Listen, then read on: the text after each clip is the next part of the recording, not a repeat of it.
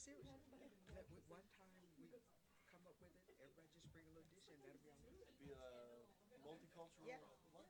yeah, we could do that. Hmm. Can we do that? We will bring you some different.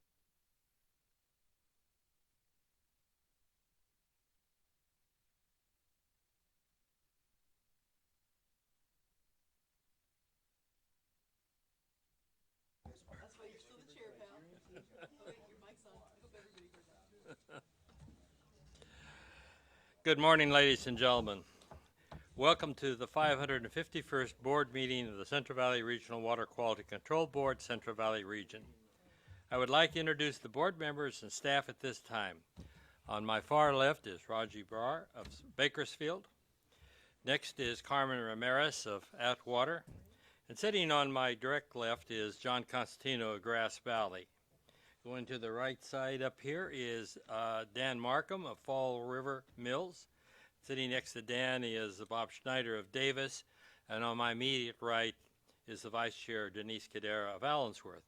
My name is Carl Longley, and I hail from that great metropolis named Fresno.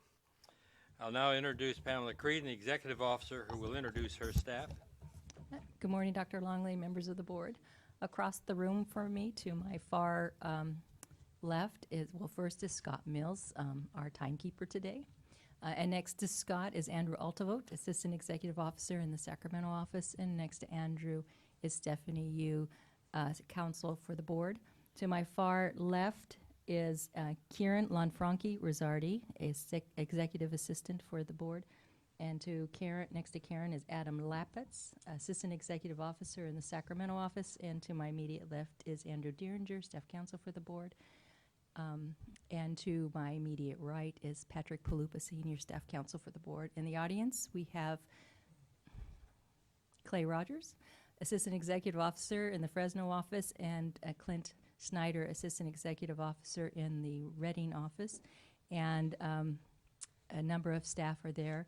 And so, Dr. Longley, I just want to point out that today is Andrew Dieringer's last board meeting with us as he leaves for water rights, which is where he really wanted to go. Unfortunately, we couldn't convince him that water quality was the best place to be. We tend to chase away attorneys for whatever reason. Patrick is the exception, and I'm so grateful that he stays around, my most trusted person. So I just want to make sure we make a point that I really did appreciate all the help and guidance and work you've done for the board. It's been exceptional, and it's going to be really sad to see you go. So thank you for all your work. Thank you, Pamela. It really has been a pleasure serving the board. You definitely did not chase me away. But thank you all, too, for making this such a really pleasurable working experience. Well, it's been a great experience working with you, Andrew, and the times we've had between board meetings when we're going through various motions and so forth. I appreciate the wise counsel that you've provided, not only then, but obviously during board meetings. You know, this is like being the farm team. It's one of our roles is we get attorneys, we train them really well, and off they go. Hey, are we the Oakland A's? And you know, I say that in jest, but it's partly true. You know, water rights folks really do need some good attorneys, and you know, and I think that the culture of the Central Valley Board that Pamela's been so helpful in directing and leading us is important there. Collaboration, working with people, recognizing people in organizations is a critical thing that I think the water rights folks can really, really benefit from. So congratulations, we'll miss you.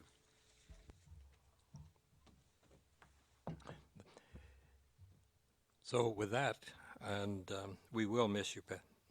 We need good counsel always, and we get good counsel. John, could you lead us in the pledge, please? Please rise. I pledge allegiance to the flag of the United States of America and to the republic for which it stands, one nation, under God, indivisible, with liberty and justice for all. Thank you very much.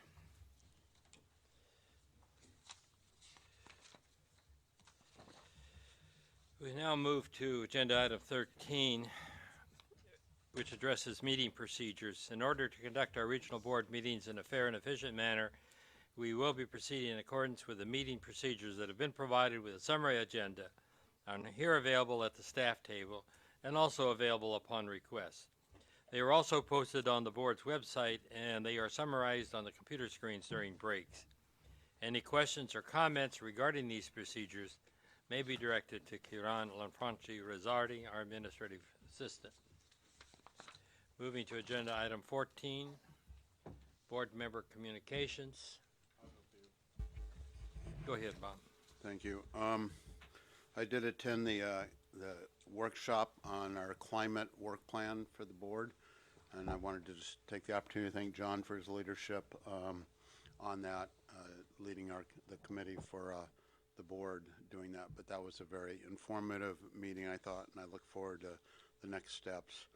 I attended a Yolo County Flood Control Water Conservation District meeting, which I often do, and I went primarily to listen to their progress on Sigma implementation, which isn't per se in our venue, but it's critically important, and they're just doing a great job, so I'm happy to talk about that.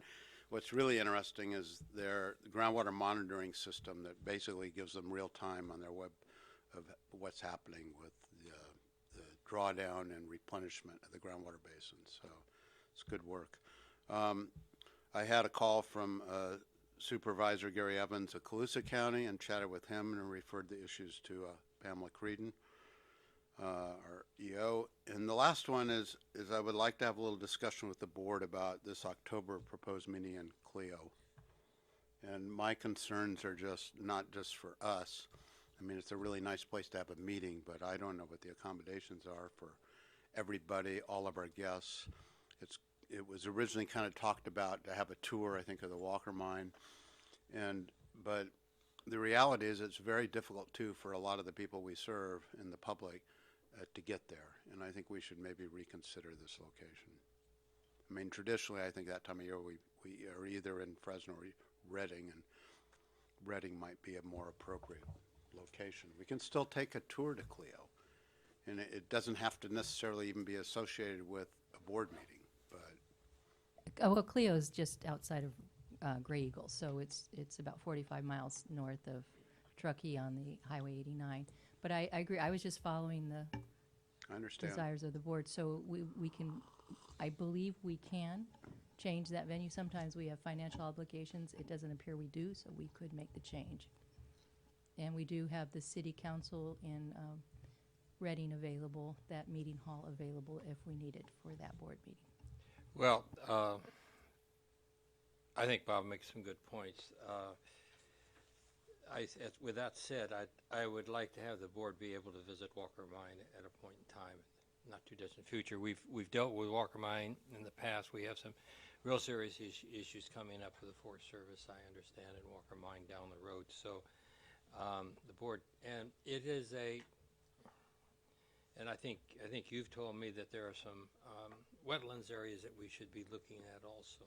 And the other thing too about October is you started getting in, and certainly having snowstorms in October is a real possibility, rainstorms and shorter days. And it's just, you know, if we do want to do a tour to the Walker Mine, we might think about doing that in July or August or something. Is that too soon? No, it's just very, very hot then. So we'll find a Oh, it's nice too hot time up that's there not then. so, the I'd weather's said not so that. I would have extreme. said September, but I'm not going to be here, you know. But Well, you could still do the tour. And I- I should ask is that, you know, just, I don't know if the public has any comments on this because We can ask the public, but the tour should also include the wetland areas that have been mentioned to me, and certainly forest management practices in that area. So there's about at least three major programs that are involved with that tour.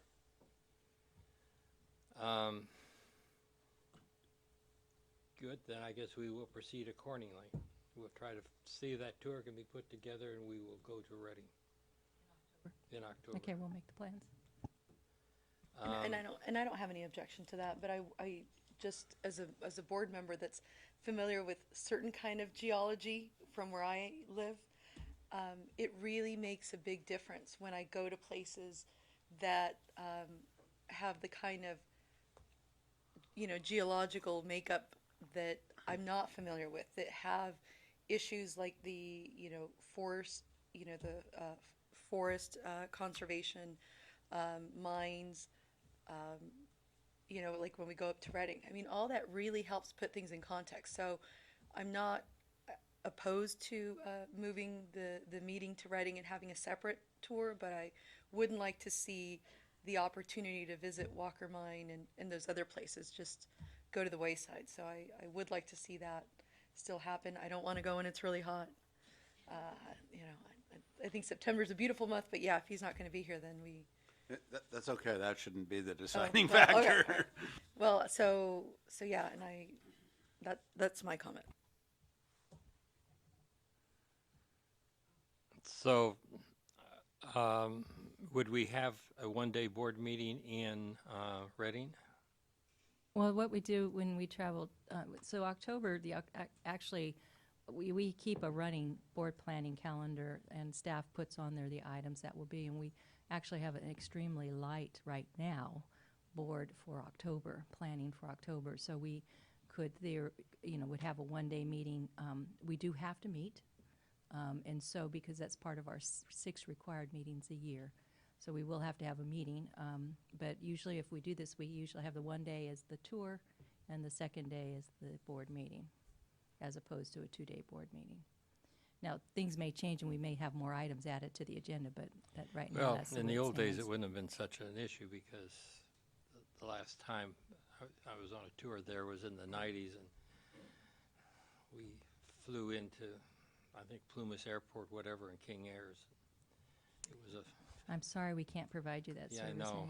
anymore. We have to use automobiles, move a lot of people around, which. But I don't know, maybe we could secure air and have you fly to Walker Mine if it's open that day. Who knows?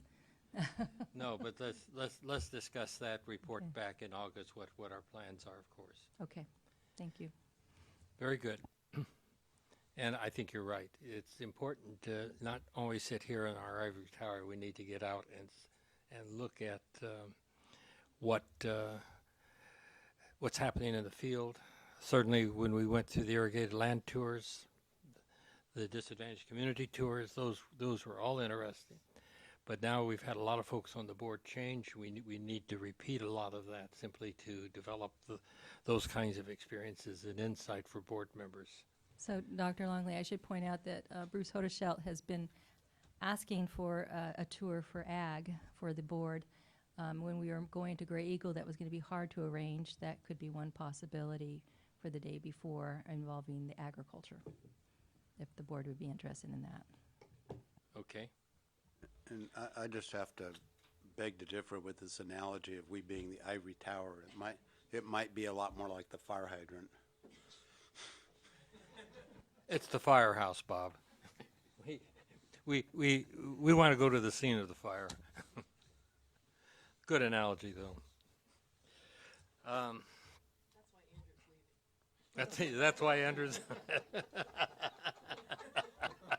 You put your finger on it. Good. Okay. Any further discussion on that item? If not, then, while I have the mic right now, I had the unfortunate experience of the University of Fresno State that I'm associated with. Went to Google, wiped out my Outlook calendar, and yesterday when I was looking at my calendar, most of May was gone, and I found it, but last night I had to go back on Google. So I missed some things yesterday. 20 April, I participated in a CV Salts Executive Committee meeting. 21st of April, I participated in a meeting in this room of the Central Valley Regional Water Quality Control Board's Food Safety Expert Panel. When is that panel meeting again next time, Clay? June 28th. June 28th. Okay. and I will be out of town at that point, but Raji, if you want to mark that date.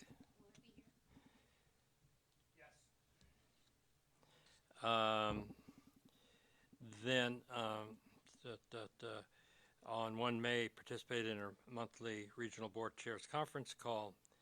And on 2 May, I attended and provided testimony at a state water board meeting on the inland surface water plan hearing, proposed amendments pertaining to mercury. That was an interesting meeting. And on 17 May, participated in a WQCC Planning Committee meeting. We're going to have a great meeting for you in October. You need that on your calendar. And the rest of it I have covered. Google didn't wipe out. So with that said, any further comments? You brought up the WQCC, and I think we told the board about that. I think it's on your calendar. Karen may have sent it out, I hope. It's in Sacramento, and that is a 2-day meeting. And it does fall the week after our meeting in Reading. So, Can you say the dates? 25th and 26th.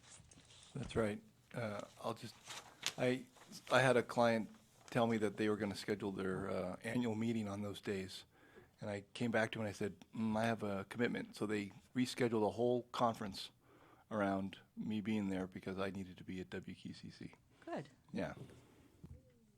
We you. appreciate that, John. It's just so long as they don't have Very any good. air meetings, then you'll be available. Any further comments? So Sacramento, the meeting will be on October 25th and 26th. WQCC, yes. Any further board member comments? If not, then I ask the executive officer to meet me at the podium.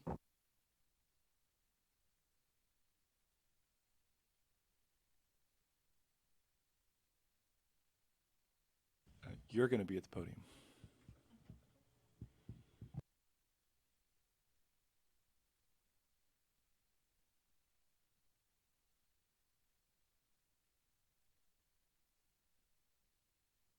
There we go, the red button. Okay. This is a resolution commending Pamela C. Creedon for her exemplary performance as executive officer of the Central Valley Regional Water Quality Control Board. Whereas on 6 April 2017, the Central Valley Regional Water Quality Control Board members met to review the performance of the executive officer Pamela Creedon, and whereas Central Valley Water Board now makes the following findings regarding Pamela Creedon's performance. Pamela Creedon has created an exceptional management structure in the 3 offices of the Central Valley Water Board, and she has filled the assistant executive officer positions with individuals having excellent management skill and who are good members of the team. The cohesive team of management and staff that Pamela Creedon has established has moved the board in a forward direction in many critical areas, including the development of an effective program to protect groundwater quality in oil production areas under the board's jurisdiction, the continued development of a salinity and nutrient management program to be implemented through basin plan amendments, and the implementation of an effective program to mitigate water quality impacts resulting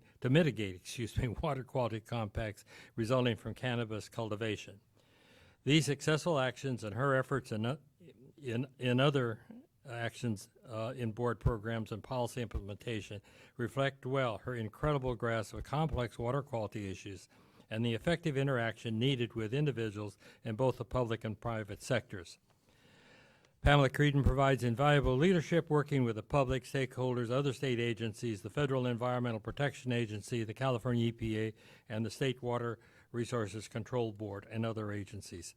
Pamela Creedon effectively continues to use her leadership and management skills to create the work environment conducive to Central Valley Water Board staff, excelling at her endeavors, including the difficult task of standardizing Central Valley Water Board processes and procedures while giving strong attention to maintaining individual initiative and recognition. Pamela Creedon effectively addresses the policy directions and concerns of Central Valley Water Board members, and further, she provides outstanding development and implementation of programs of the Central Valley Water Board. Pamela Creedon is particularly effective in keeping board members informed on the various issues and activities of the Central Valley Water Board, and she is extremely effective as a highly professional and trusted communicator in her role as the lead advisor to the board on matters pertaining to the board's quasi-judicial function. Pamela Creedon has continually been improving reports by the Central Valley Water Board staff to be highly professional while being intelligible to those without great sophistication in matters of water quality, and yet address water quality issues with a high degree of thoroughness necessary for complex water quality issues. Pamela Creedon continues to very effectively improve the Central Valley Water Board's communication with stakeholders and the public at large through a sustained effort of conducting hearings and workshops on issues of high interest at or near the localities where most affected stakeholders reside. Examples are the food safety panel workshops and the many irrigated lands regulatory workshops throughout Region 5, and the list goes on. And she also promotes the regular use of interpreters when appropriate. And Pamela Creedon tirelessly pursues outreach opportunities and the promotion of Central Valley Water Board water quality issues to external groups by developing and maintaining effective liaisons with numerous governmental entities, non-governmental organizations, and the private sector, by participating in speaking engagements, and by serving on the boards of external organizations such as the Board of Directors in the Aquatic Science Center of the San Francisco Estuary Institute. Whereas the above activities, while representative of the Central Valley Water Board's diverse and extensive activities and endeavors under Pamela Creedon's leadership, do not fully constitute the myriad of accomplishments under her direction. And whereas these activities fully conform to the expectations of the Central Valley Water Board, and furthermore, the lucidity and effectiveness of their implementation is highly commendable. Therefore, be it resolved that the members of the Central Valley Regional Water Quality Board in meeting assembly find Pamela Creedon's performance as executive officer to be outstanding, and this is voted on by all the folks sitting up there in front of you. And it was put on very large paper so that I could read it.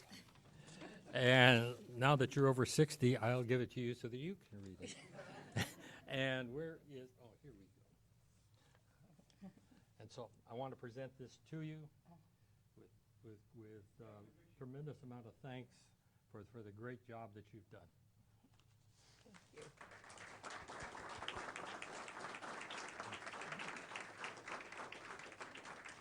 So we need a picture up here.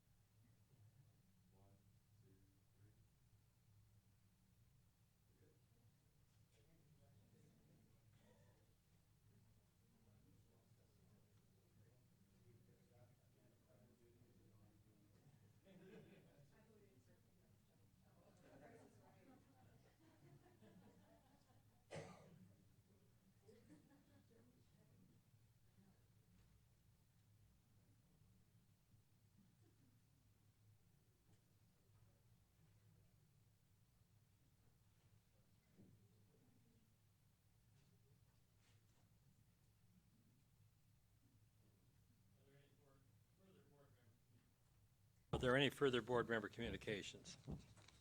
If not, then we will go to the public forum. We've talked about moving the meeting to Reading, not at Clio. We have some changes. If any member of the public has any questions or concerns about that, now would be the time to address that. Seeing nobody wishing, we don't have any cards, do we? Okay. Executive report, are there any comments? I have, unless there's other questions, I just have one more award to make, Dr. Longley. Okay.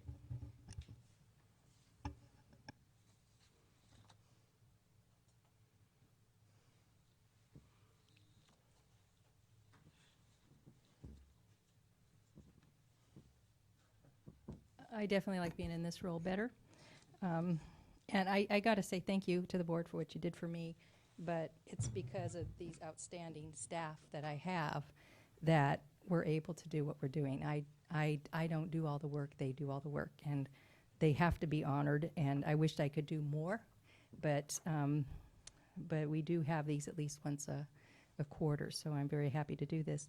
So this Superior Accomplishment Award goes to Bill Bergman, Senior Engineering Geologist in our Reading office. Is Bill here? Come on up. I had to stand here. You get to stand here, too. Bill is an engineering geologist with the Underground Storage Tank Program and Site Cleanup Program. He is currently responsible for 36 cases and works on some of the most challenging site cleanup cases managed by the Reading office.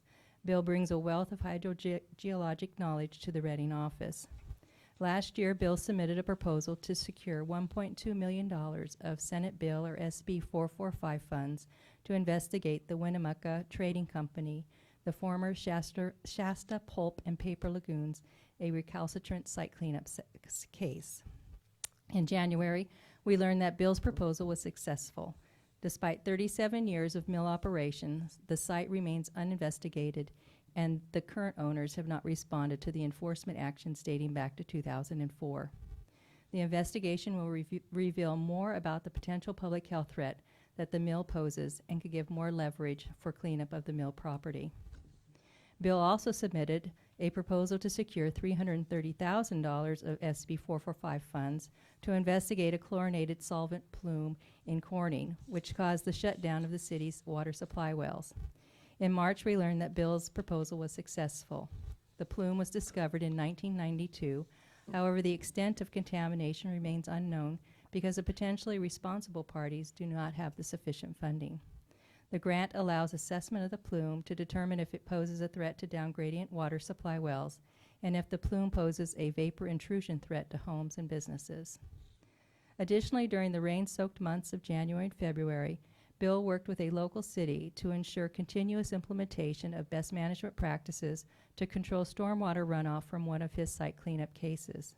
The case involved an important waste consolidation project that, due to funding issues and difficulties encountered during the remediation effort, approximately 21 acres of unvegetated land were left exposed at the start of the wet season. Bill's multiple site inspections resulted in the city remaining diligent to address the turbid runoff and the erosion concerns at the site. And for this and much more, Bill is being recognized today. Thank you so much. Are you to get a picture up here with this?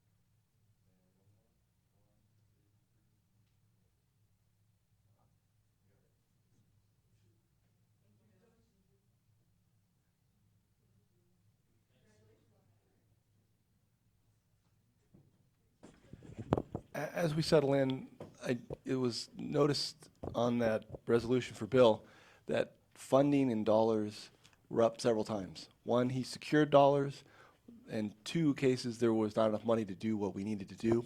And I just thought it was interesting that securing those, that's a sort of extra duty that staff has to deal with, either getting the money or figuring out what to do when there's not enough, and that's something we deal with all the time. It's not just about X's and O's and the math. So I wanted to just highlight that. Appreciate that. And I do too. It's the budget is something that we need to be talking about, and the dollars are not secure now. Oftentimes, given the changes going with EPA and the exercises we have to go through to be able to carry out our responsibilities we have to be very agile, I guess, let me say it that Well, way. the SB 445 money, Senate Bill 445, that was when they were continuing on the underground storage tank funding. And with it, then they allowed some of that money to be allocated to non-UST leaks and investigations. So this is a valuable resource for the board to take advantage of it.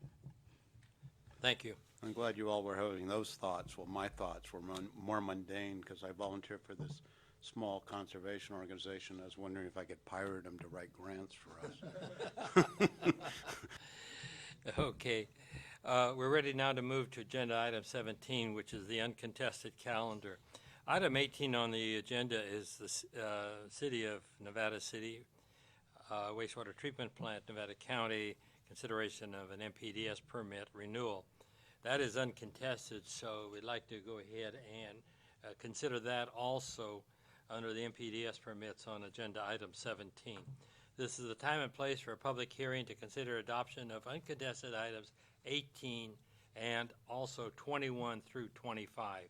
MPDS permits, local agency management programs or LAMPs, the waste discharge requirements and cease and desist orders, waste discharge requirement permits and time schedule orders rescissions, and change of name and or ownership. Does anyone wish to discuss any of these items?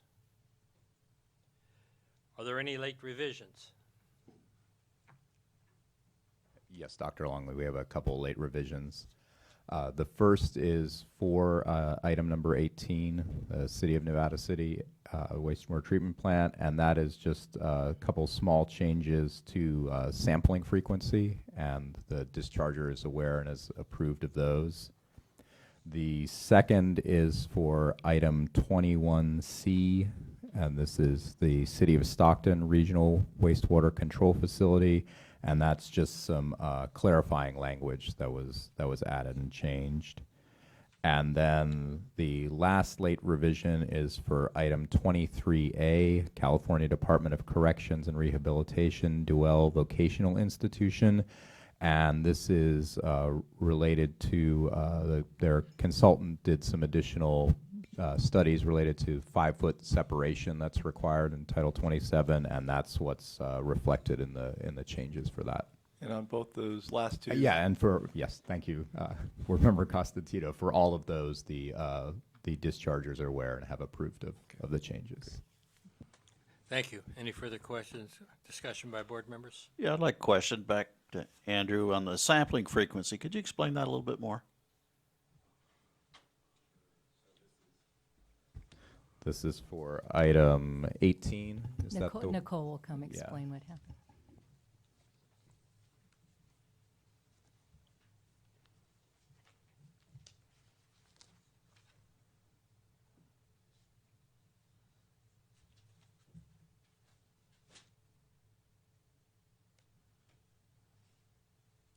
Good morning, Dr. Longley and members of the board. Nicole Morgan, supervising engineer here in the Sacramento office.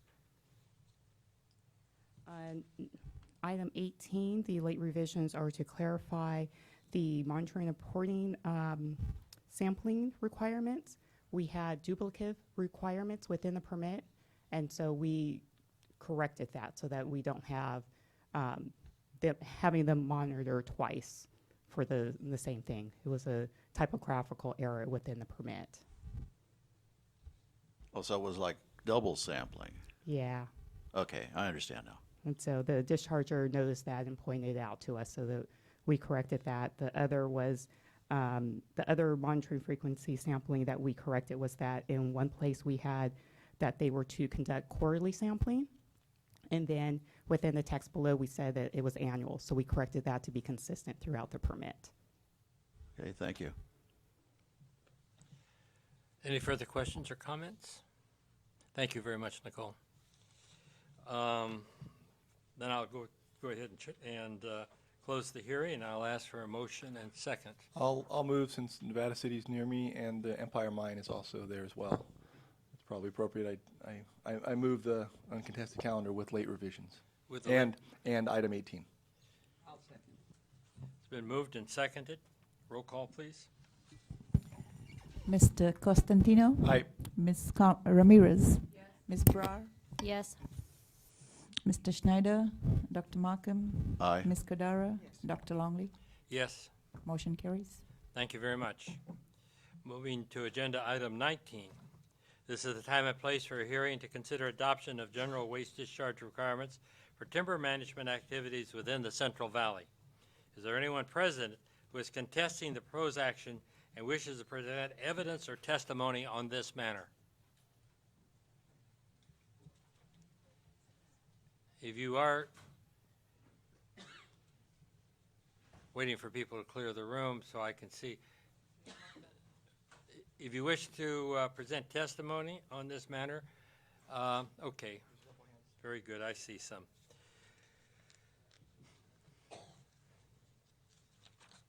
This hearing will be conducted in accordance with the notice of public hearing and meeting procedures published in the meeting agenda. At this time, evidence should be introduced on whether the proposed action should be taken. All persons expecting to testify, please stand at this time. Raise your right hand and take the following oath. Do you swear the testimony you are about to give is the truth? If so, answer, I do. Thank you very much. Following the staff presentation, interested persons will be allowed 3 minutes each to address the board, and a timer will be used. Please state your name, address, affiliation, and whether you've taken the oath before testifying. Does council have any legal issues to discuss at this time? Just two quick procedural items, Dr. Longley.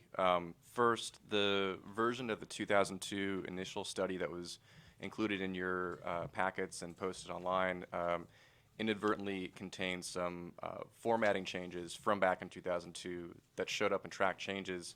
And so yesterday, staff substituted a clean version, and we also have hard copies for the board members and for members of the public in a table out in the lobby. And I just want to be very clear that this document has not changed since 2002. All staff did was make it so that track changes were not visible. The text and the content are the same as when the board approved the document in 2003. The second item was that it's a procedural request for the board chair. CAL FIRE submitted comments after the end of the public comment period, but staff is nonetheless requesting that you admit these late comments into the record. CAL FIRE's perspective has been an important aspect of developing the general order, and we have no reason to believe that admitting the comments late would prejudice any of the other commenters or stakeholders. And staff can speak to the substance of the comments during their staff presentation. You need a ruling now? I think we do. Yeah, we talked about this earlier. I'm inclined to allow them into the record. They don't prejudice the record. Yeah, if they don't prejudice the record and they're important comments, and getting comments out of a state agency are sometimes difficult to be timely, so I would agree. Unless there's further comment, I'll go ahead and rule that we admit them to the record. And that's all. All right. So good morning, Dr. Longley and members of the board. Angela Wilson. I'm a supervising engineering geologist in the Reading office, and I am the board's Forest Activities Program Manager. I have taken the oath. I'll forget that. So Jacqueline Matthews, Ben Letton, and I are here before you today to present on agenda item 19, consideration of a proposed waste discharge requirements general order for discharges related to timberland management activities on non-federal and federal lands, and referred to in our presentation as the proposed order or general order. So we'll run through a background on timber harvesting activities, timberland management activities. We'll talk a little bit about timber harvesting regulation in California. We'll cover our current permit, talk a little bit about our proposed, well, more than a little bit, about the proposed general order, and we'll go through comments received, staff responses, late revisions, and finally a staff recommendation at the end. So in the context of the proposed general order for the definition of timberland management activities, we drew heavily from the state's Forest Practice Act definition of timber operations, which defines operations as those that have a commercial aspect together with all incidental work, including construction, reconstruction, and maintenance of roads, fuel breaks, fire breaks, watercourse crossings, landings, etc. And to that definition, we added fuel reduction activities and pesticide applications, as these activities are directly linked to timberland management and have the potential for discharges of waste to waters of the state.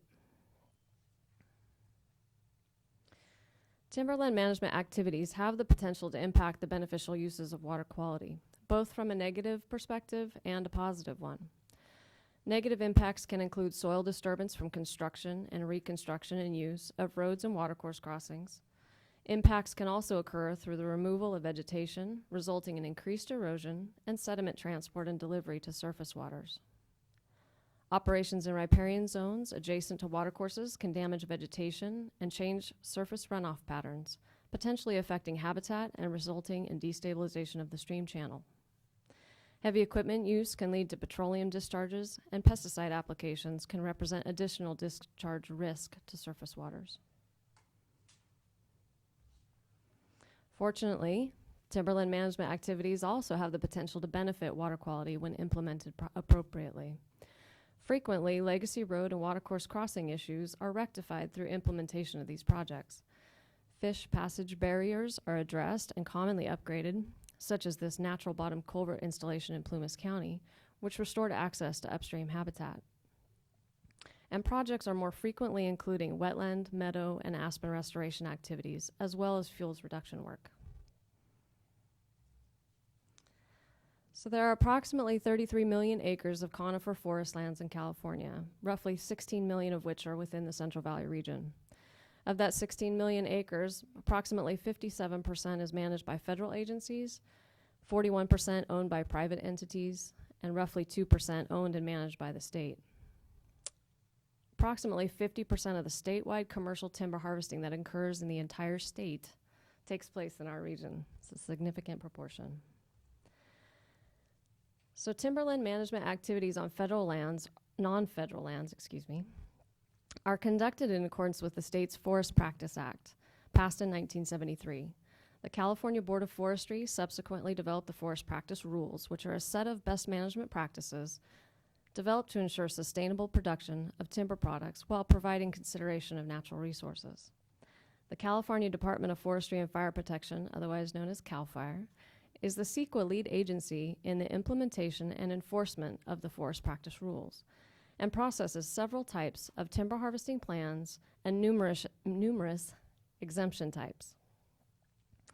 The Forest Practice Act establishes an interdisciplinary review team consisting of CAL FIRE, California Geologic Survey, Department of Fish and Wildlife, and regional boards for these non-federal plans. Timberland management activities on lands managed by the U.S. Forest Service are subject to the National Environmental Policy Act, NEPA. The U.S. Forest Service acts as the lead agency under NEPA, and proposed projects go through an internal interdisciplinary review and public scoping process. The State Board and the U.S. Forest Service have a management agency agreement dating back to 1981 for forest activities that take place on federal timberlands. The Management Agency Agreement relies on the U.S. Forest Service BMP, Best Management Practices Manual, which specifies performance-based management measures that will be applied to federal timberland management activities to protect water quality. All right, so regardless of whether the project is subject to CEQA or NEPA, there are generally two categories of timberland management activities: plans and projects, or exemptions or exclusions. So plans, projects, exemptions, exclusions. In the context of the proposed general order, plans and projects are either functionally equivalent to an EIR in meeting CEQA requirements on non-federal lands, or an EIS, Environmental Impact Statement, in meeting NEPA requirements on U.S. Forest Service lands. Significant detail on the proposed project, site-specific conditions, cumulative impacts assessment, and best management practices to be used to protect natural resources throughout the life of the plan are provided in these project documents. They are subject to an interdisciplinary review process and a public comment period. Can't see my notes. There we go. The state's Forest Practice Rules and NEPA each allow for a number of exemptions or exclusions to the requirement to prepare a full plan. These exemptions allow short-term projects to move forward quickly and include activities like conversion of less than 3 acres for building a house, removal of drought-killed trees, and post-fire salvage operations. Documentation regarding exemptions or exclusions generally includes only basic location information and planning information. do not go through a formal interdisciplinary review or public comment process, and allow operations to begin quickly. Angela, when you mentioned drought-killed trees, that does not apply to previously killed burned trees? That's a different process? It is not. Yeah, the forest practice, that's a term from the forest practice rules, and that list of exemptions is pretty lengthy, and they each have their own capitalized titles, so it happens to be one of those titles. The Central Valley Water Board adopted its first conditional waiver of waste discharge requirements for timber harvesting activities in 2003.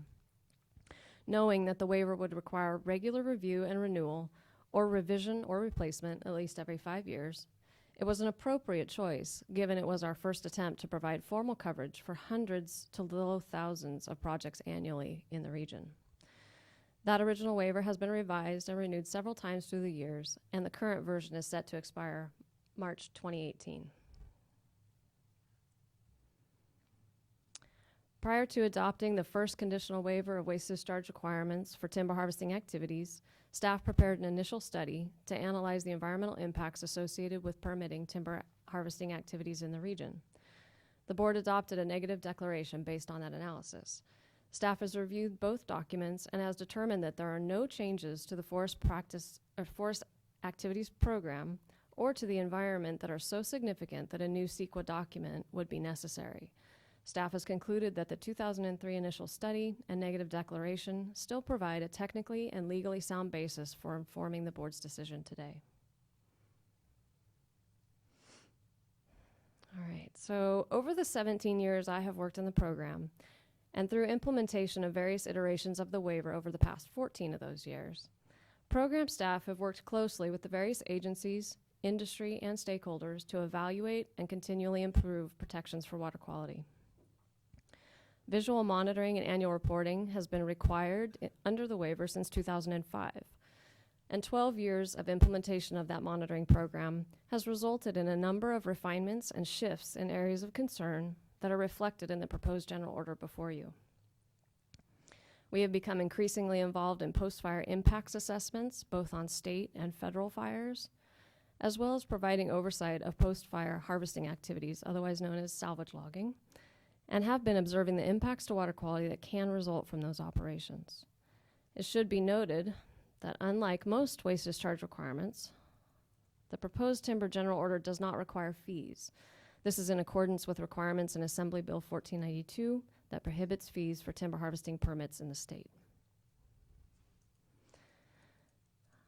Our waiver, as I mentioned before, expires next March. And staff has concluded it is time to move to a general order of waste discharge requirements for timberland management activities in our region. Next, Jacqueline's going to present the resulting general order proposal in this next section of the presentation. So Angela, can I ask a question? Since there's no fees, where does the money come from? That's a great question. So AB 1492 established the Timber Regulation and Forest Restoration Fund, which is funded through a 1% assessment on any retail lumber sold in the state. It goes to support the regulatory agencies involved in timber regulation, which is the ones I mentioned, CAL FIRE, CGS, DFW, and us.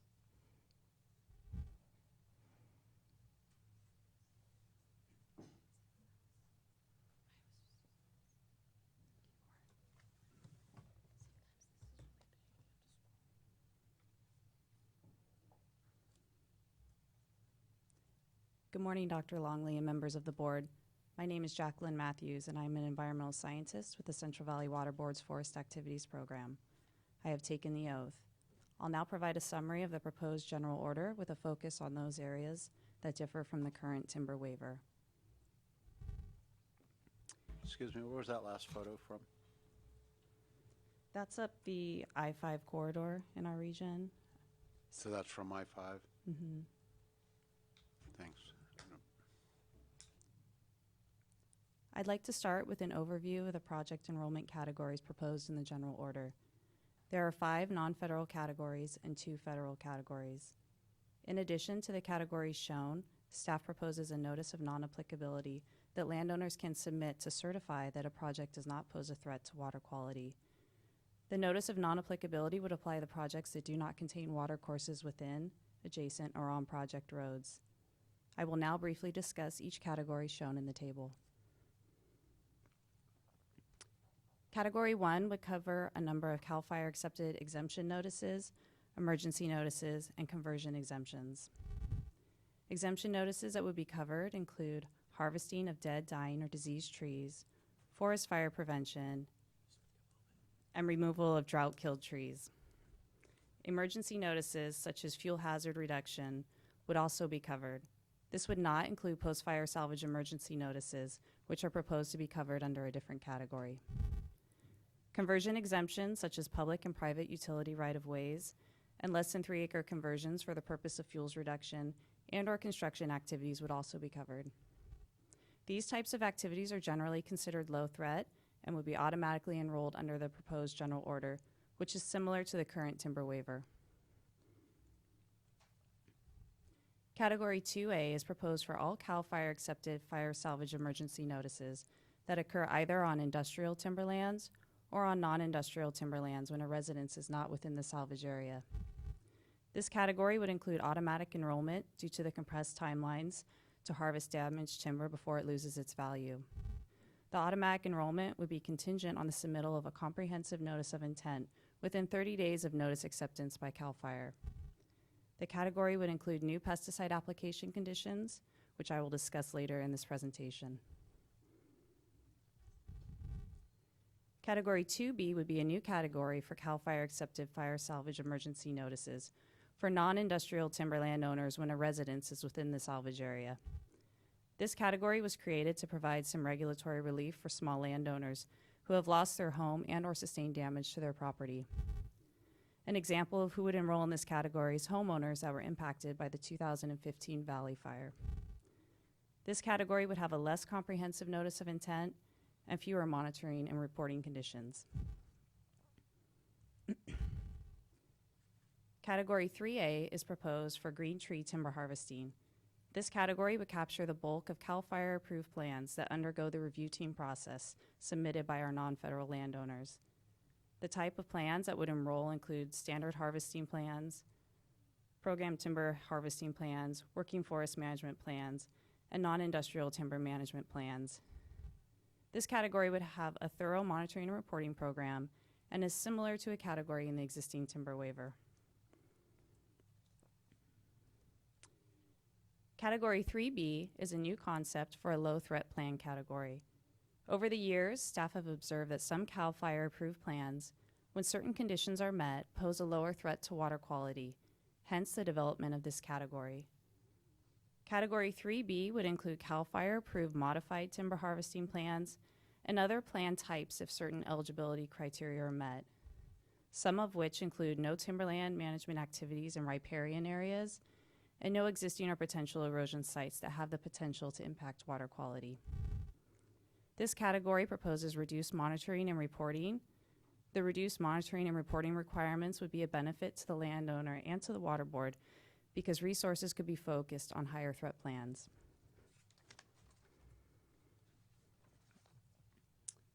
Category 4 is a new concept. This category would be for watercourse crossing work conducted outside of a CAL FIRE approved plan. This category was requested by non-federal landowners. Work would be limited to existing watercourse crossings, and these types of projects would need to occur on timber production zone land. Landowners would need to be in possession of a California Department of Fish and Wildlife master agreement for timber operations or an individual lake and streambed alteration agreement, which would allow this category to tear off the CEQA performed for Fish and Wildlife. The benefit of this category is that it would allow landowners to proactively upgrade or repair problematic watercourse crossings outside of the CAL FIRE review team process. Now I will discuss the proposed federal categories. Category 5A is proposed for all federal post-fire activities, such as salvage and hazard tree removal. This category proposes the same conditions that are included in the non-federal salvage category 2A, which includes automatic enrollment contingent on the submittal of a comprehensive notice intent within 30 days of project approval, and the addition of pesticide application conditions. I will describe this category and the pesticide conditions in more detail later in the presentation. Category 5B would be for all federal timberland management activities that contain a commercial green tree component, including timber harvesting sales, vegetation management and fuels reduction, and forest stand improvement. This category is similar to a category in the existing timber waiver for federal activities. I will now focus on the federal and non-federal post-fire categories 5A and 2A, and on the conditions proposed in the general order. Additional discussion on this topic is warranted, since the proposed requirements are more rigorous than what is currently in place under the timber waiver, and staff has received the most interest and comment from stakeholders regarding this topic. This is a photo taken in 2013 of the Ponderosa fire that demonstrates disturbance on the landscape that results post-fire and post-salvage logging. The additional disturbance from subsequent salvage operations, such as skid trail and road construction, pesticide applications, and removal of remaining vegetation, can increase erosion and sediment discharges to waters of the state. These photos illustrate impacts to watercourse crossings downslope of burned and salvage logged areas that can occur as a result of increased runoff and hill slope erosion. Top left is a photo of the 2012 Bagley fire, which shows a culvert crossing that failed after debris came down the stream channel during storms in 2014. Top right is a photo of the 2012 Ponderosa fire, which shows an earth-filled crossing that failed, discharging to an anadromous stream in 2015. And bottom left is a photo of the 2012 Chips fire. This picture shows a slug of sediment that came down from steep slopes above to plug the inlet of a culvert in 2013, putting the road at risk of failure. As the previous slides demonstrated, post-fire salvage operations can increase the duration and magnitude of sediment discharges to waters of the state beyond what is observed in areas that do not have salvage operations occur. Staff recognizes that additional information and permit conditions are needed to protect water quality. Hence, the majority of staff time developing the general order was spent on the two major post-fire salvage categories, 2A and 5A.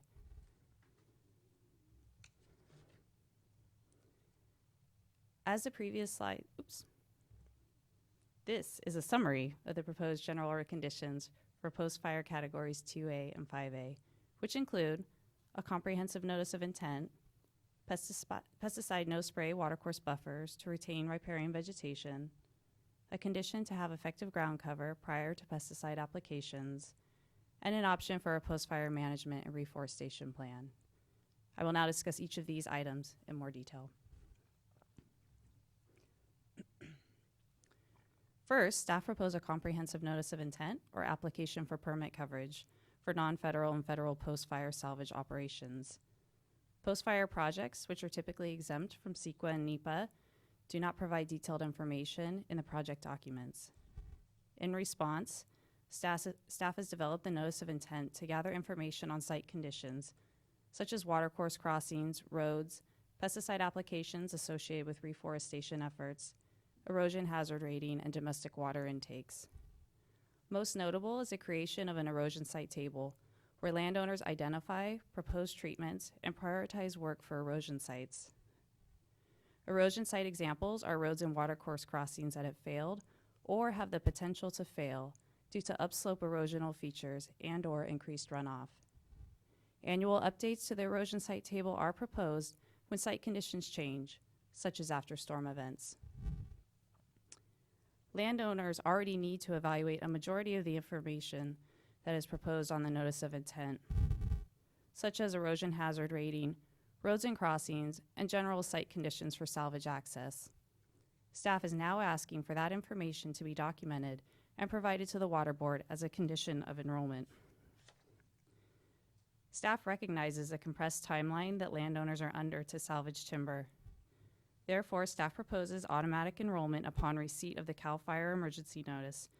Enrollment would be contingent on the submittal of a notice of intent within 30 days of project approval by the lead agency.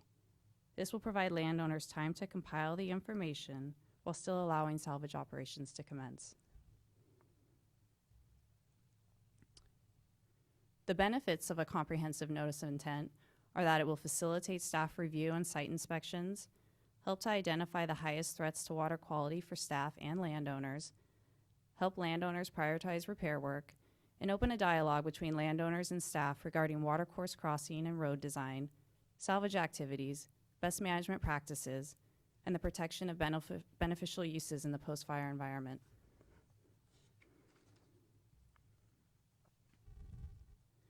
For post-fire salvage activities on federal and non-federal lands, staff propose including pesticide no-spray buffers along watercourses.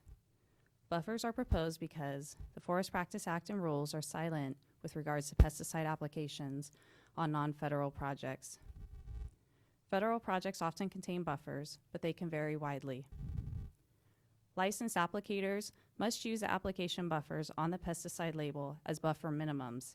However, the majority of commonly used forestry pesticides have no application buffer specified on the label, meaning that the pesticide can be applied to water's edge. While EPA and the Department of Pesticide Regulation develop methods for pesticide application, to staff's knowledge, these methods and buffers are not developed in the post-fire environment, which is significantly different than a green tree environment.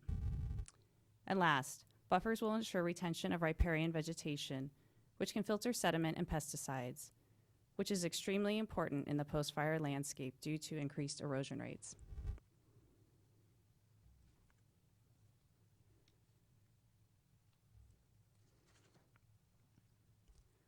The proposed pesticide no-spray buffers are shown in this table.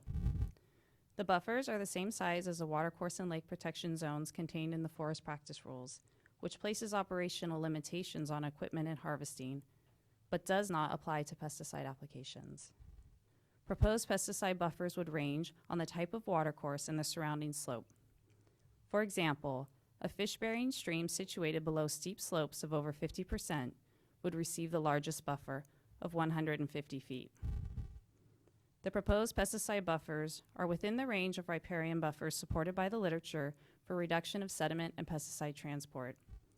Additionally, staff are proposing the buffers shown because they are in line with the forest practice rule zones that industry is familiar with, which should help with implementation on the ground.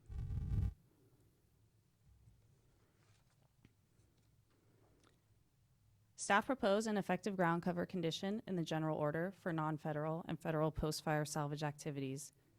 The proposed condition reads in part, where management activities are planned on a burned area with slopes greater than 30%, a minimum of 50% average effective ground cover is required to be documented prior to pesticide application.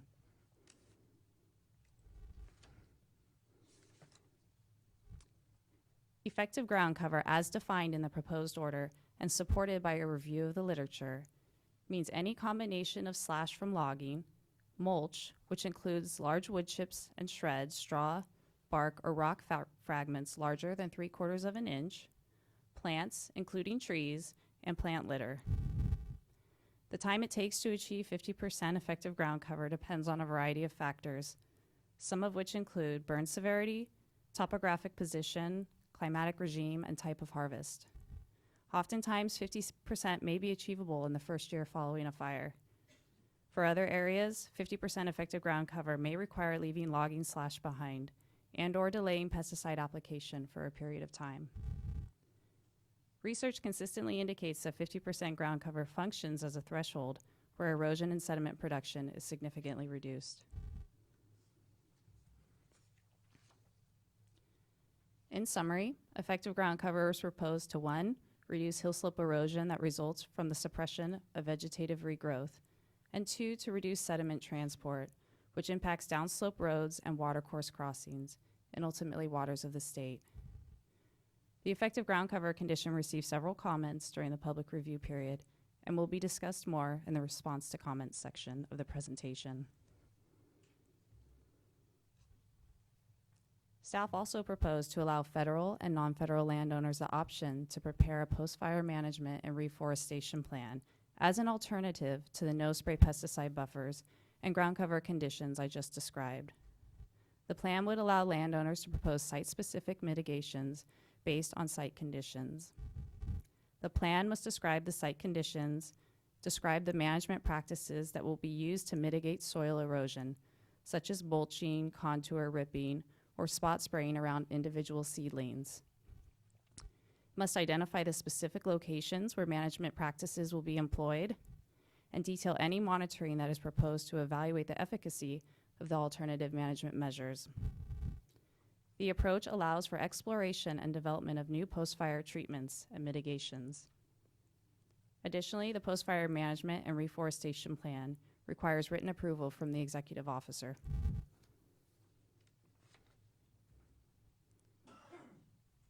The monitoring and reporting program proposed is similar to the existing timber waiver in that visual monitoring is utilized to assess BMP functionality over time. In general, proposed monitoring types include implementation, forensic, and effectiveness. Implementation monitoring would be conducted prior to the winter period to confirm installation of best management practices. Forensic monitoring would be conducted during the winter period to assess the condition of installed management measures and to identify threatened or actual sediment discharges. The goal of forensic monitoring is to locate sediment sources in a timely manner so that rapid corrective action may be taken where feasible and appropriate. Effectiveness monitoring would be conducted after the winter period to evaluate BMP effectiveness and to make any needed repairs to management measures.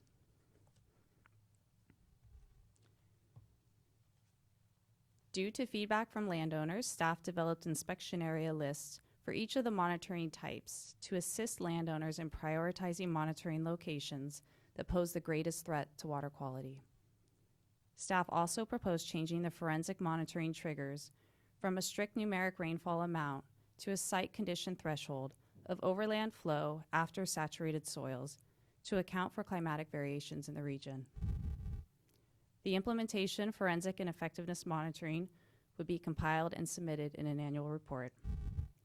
Additionally, the monitoring and reporting program would include an incident notice requirement to report violations of order conditions or discharges to waters of the state to staff in a timely manner. This wraps up the contents of the proposed order. Activities for the development of the proposed general order included numerous stakeholder meetings and focus groups with private landowners and the U.S. Forest Service conducted over the last 2.5 years. Circulation of 2 working drafts of the proposed order to the stakeholder groups for feedback, and posting the tentative order in March 2017 for a 30-day comment period. Ben Letton will now discuss comments received and staff responses to those.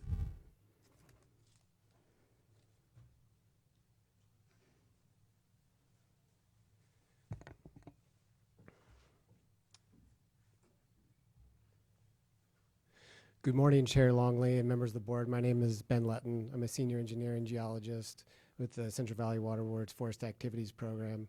I have taken the oath. I will be providing you information on comments received during the public comment period and staff responses to those comments. Approximately 85 comments from 10 commenters were received. Comments were received from interested parties listed in the slide, as well as from CAL FIRE, and resulted in many changes, clarifications in the general order.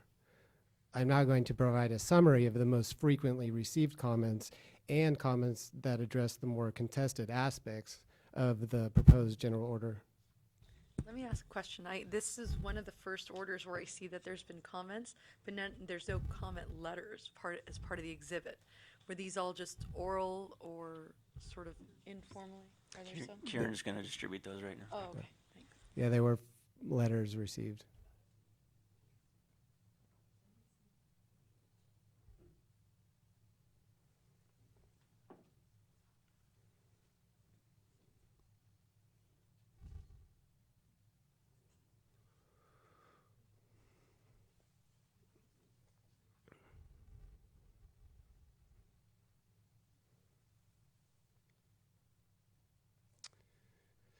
Okay. The comment, we have this in our package. I think you're referring to the letters themselves, that the comments were extracted from. Yes, we provided a response to comment document, which paraphrased and quoted the letters directly, and then provided individual responses. You're missing the point. Typically, we see the letter that was sent to the board? It's in your packages. They're on the CDs because there's some of the files were multi-megabyte files with lots of images on them, so it's in the That's CDs. right. That was in your package. They're, but you have to look at the CDs. Thank you. Proceed. Proceed. All right. Both environmental and industry groups commented that the proposed general order does not explain the scientific basis for how the no-spray pesticides buffers in categories 2A and 5A will be sufficiently protective. Available literature suggests that the proposed pesticide buffer widths in the proposed general order will be protective of surface waters, are conservative, and are expected to provide water quality protection in the post-fire environment. In response to the comments received, staff have included additional references and cited studies in the information sheet that supports the proposed no-spray pesticide buffer widths in the general order.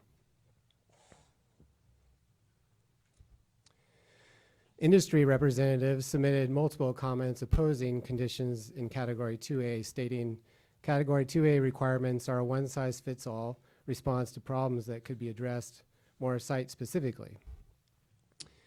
Staff response was that given the volume of timber management activities in the Central Valley, which include roughly 200 timber harvest plans, 80 U.S. Forest Service projects, and hundreds of emergency and exemptions annually, it would not be feasible to write individual waste discharge requirements for each timberland management activity.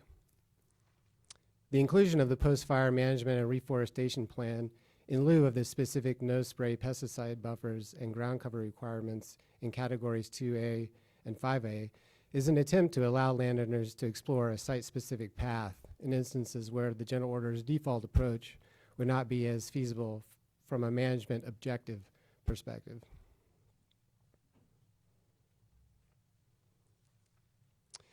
Environmental and industry groups, as well as CAL FIRE, commented that the proposed 50% ground cover requirement for fire salvage projects was either too low or too high, depending on the commenter, and it was difficult to quantify and measure. The scientific literature, as covered in the information sheet, supports the selection of 50% ground cover as an effective threshold for significantly reducing erosion. 50% ground cover may be achievable in the first year following wildfire, based largely on the intensity of the fire, the burn severity, and the salvage harvesting methods. Where 50% ground cover is not achievable in the first year, delaying pesticide application until sprouting and revegetation has occurred may be necessary. Regarding the ability to quantify and measure ground cover, the optional post-fire management and reforestation plan does not provide a lot of guidance and specificity on how 50% effective ground cover will be achieved or measured. This lack of specificity was intentional to allow the maximum amount of flexibility possible to the discharger, both in terms of the on-the-ground practices to achieve ground cover, i.e. leaving slash on the site, delaying application of pesticides, et cetera, and the methods for measuring that ground cover.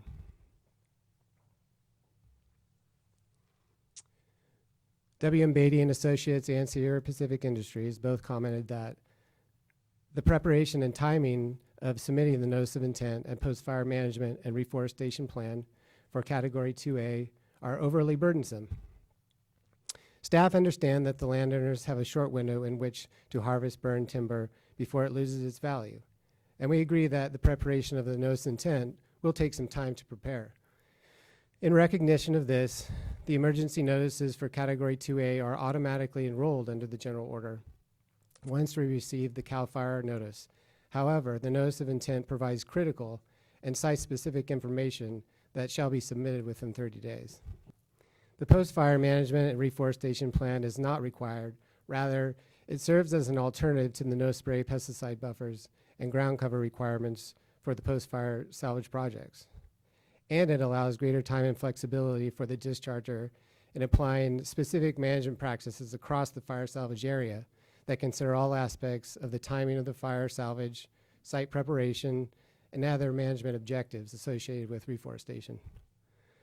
And now I will turn it back over to Angela Wilson, who will be providing final information on late revisions and staff recommendations.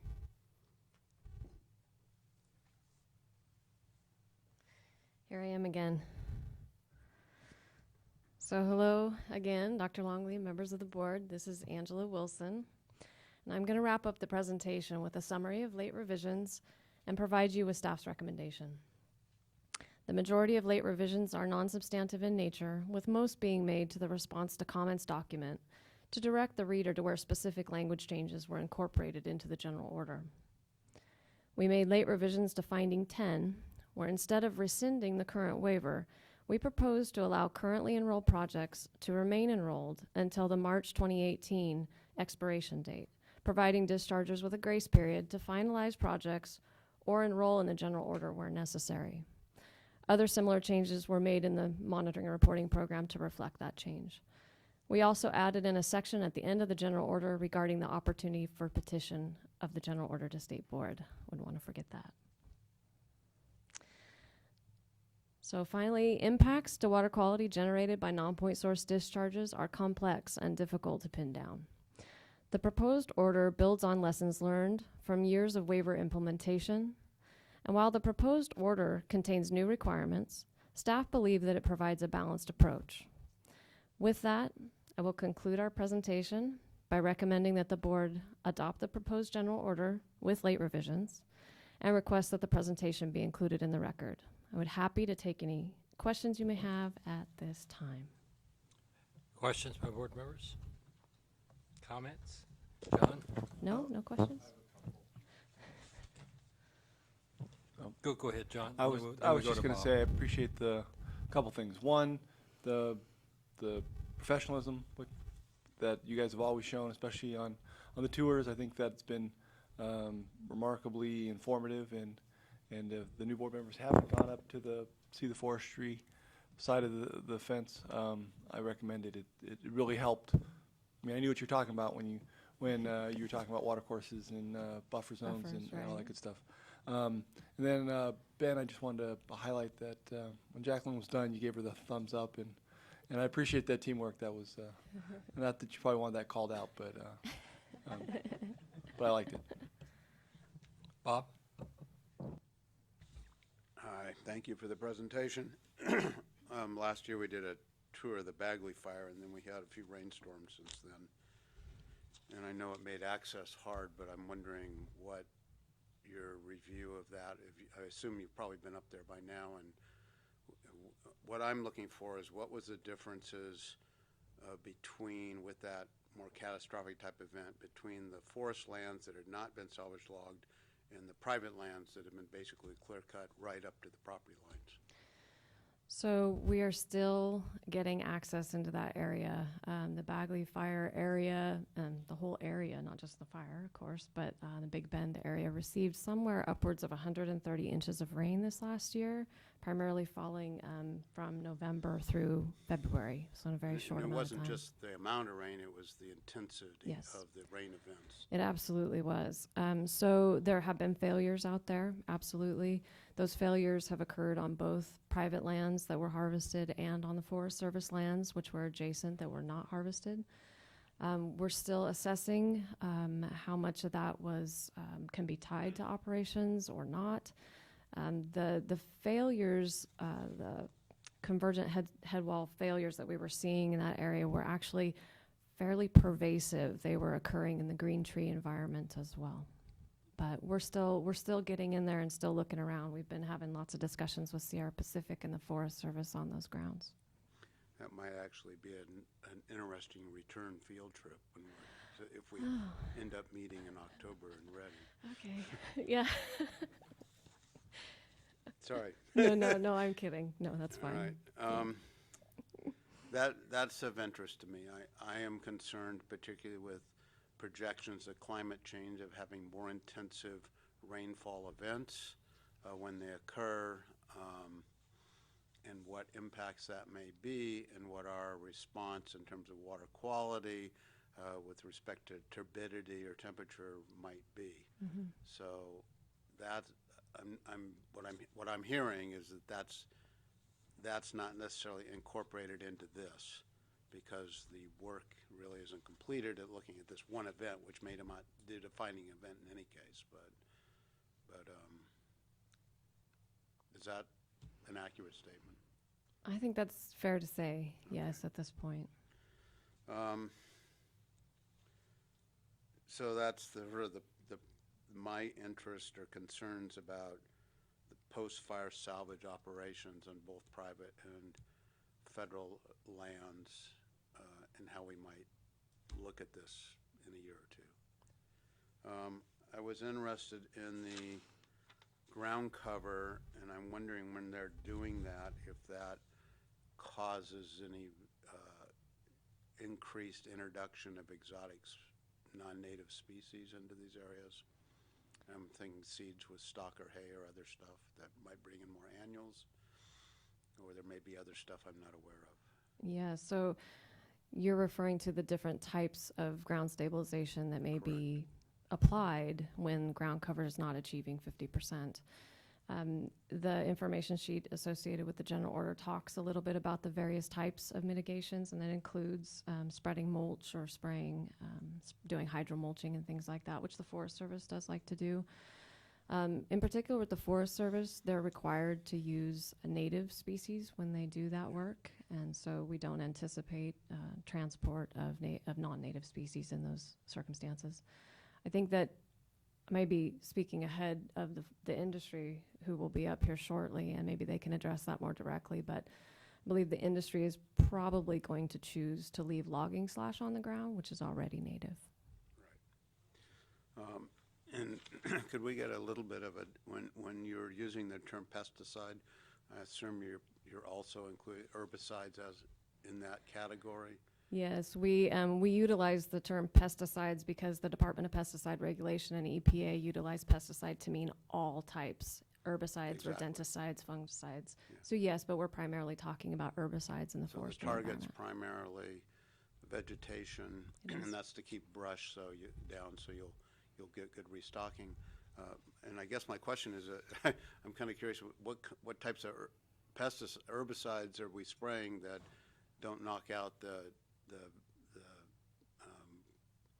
ground cover we're trying to restore, unless it's like slash. And just then we're using herbicides that just focus on brush, or?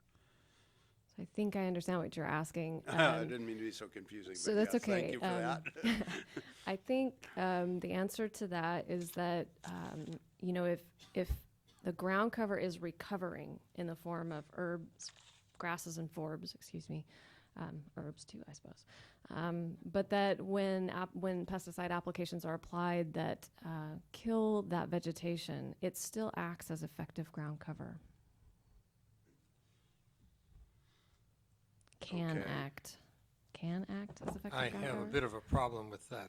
Could you go through that a little more succinctly, please? So, yes, I can. So the intent behind the work we've been doing with the pesticide buffers and the ground cover retention is to really encourage landowners to look carefully at where vegetative recovery can be allowed to continue naturally. And if it can't be allowed to be continued naturally, what might be done in addition to that prior to the application of pesticides. However, the literature indicates that if you have 50% ground cover in the form of grasses and forbs and things like that, and then you spray pesticides on them, the grass dies, comes in connection with the ground, and provides effective ground cover. Is there a temporal quality to that? How long does that last? Yeah, good question. I don't have the answer to that. Well, I guess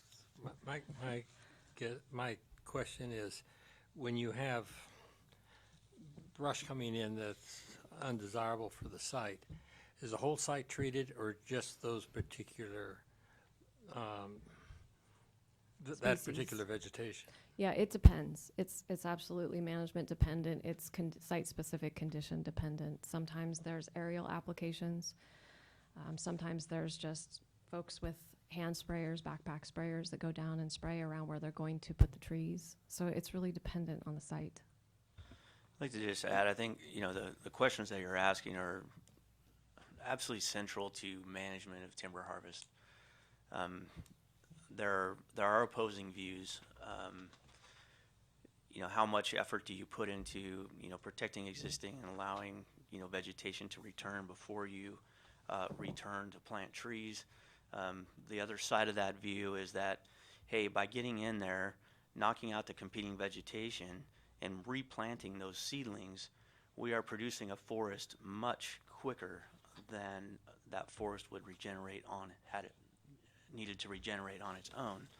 So I don't know that there's a clear answer to that, but that is the ultimate battle of ideals in terms of, how much effort do you put one way or the other, or which view leads more credence.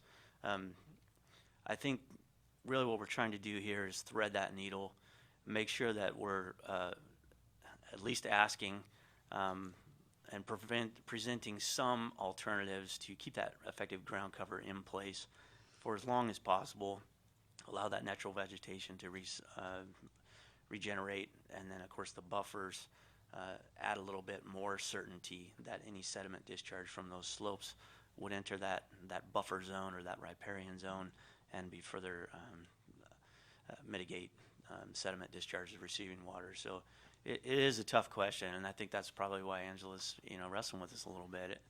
It's something we spend a tremendous amount of time in these stakeholder meetings debating. And for the record, that comment was provided by Clint Snyder, Assistant Executive Officer. My apologies. Thank you. And I recognize, in forestry, that we have different goals on private lands and on public lands. And certainly, in order to stay in business, this has to be economically viable on private lands, and that provides a source to the residents of California, or a service to the residents of California.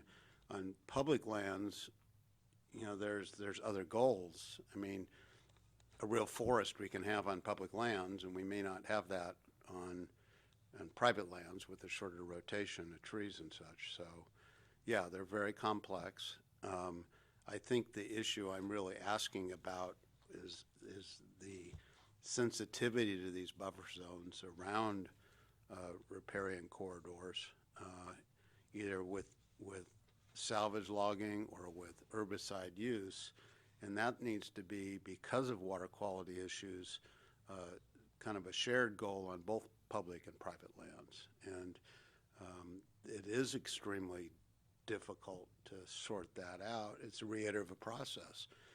We try our best, and you have very responsible timber companies and some that aren't, and we have to have a lot of these rules because some aren't. But it's difficult to exactly define in these general orders how we sort out those values, I think. And that's probably what you've experienced through many, many meetings over several years. And maybe that's a good time to compliment the work that staff's done in trying to do that. So thank you. Thank you. Any further comment?